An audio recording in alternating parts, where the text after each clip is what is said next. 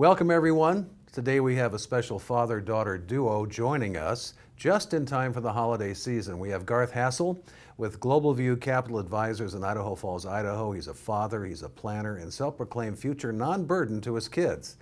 And also we have his daughter, Sarah Joy, a young professional with her own brand of creativity when it comes to planning for the future. And Sarah, thanks for being here, and thanks for being here to you both. So, Sarah, I understand that you've got a unique retirement plan involving a multi-millionaire with, Garth, what was it?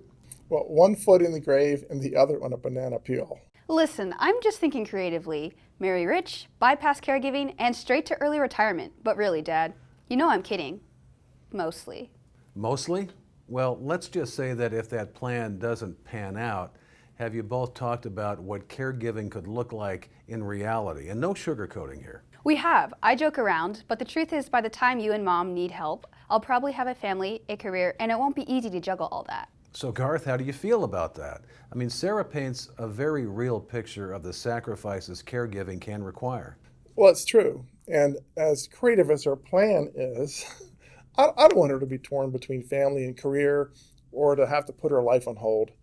We're working to ensure she doesn't feel that pressure. So how does that work practically? I think a lot of families wonder what they could do now to make future caregiving easier. Planning and communication. My mantra is exercise your power while you have it. We're setting up our finances, insurance, and support so that Sarah won't have to handle everything. Caregiving is a reality for countless families, but it doesn't have to be all-consuming. So no guilt trips, no, Sarah, why don't you call me when I'm just a little busy? All right, good question. Garth, can you make that a promise right now? All right, I promise, but she's still responsible for calling in weekly at a minimum. Fair deal. But honestly, having a plan makes it feel manageable. It's like a gift, really, knowing I won't have to shoulder everything alone. That's probably the best Christmas present you could give. So there's a lot of peace in knowing that things are planned out. Garth, as you look ahead, what steps are you putting in place to make sure Sarah won't end up carrying too much responsibility? We're trying to build in layers of support. It's not just about finances, it's also about setting up a reliable network. And I'll add that planning is not intuitive. It's not a do-it-yourself endeavor. It's making the tough decisions while everyone still has a level head, and then backing those decisions with legal and financial means. So in the end, we want Sarah to feel like she has a team behind her and not just family. Yeah, that's what makes it feel manageable, knowing that there's a plan and I'm not going to be handling everything alone. It means a lot. It means I can focus on just being there for you instead of scrambling to figure everything out. That's a solid point, Sarah. So planning like this means that when you're needed, you're able to focus on what matters most.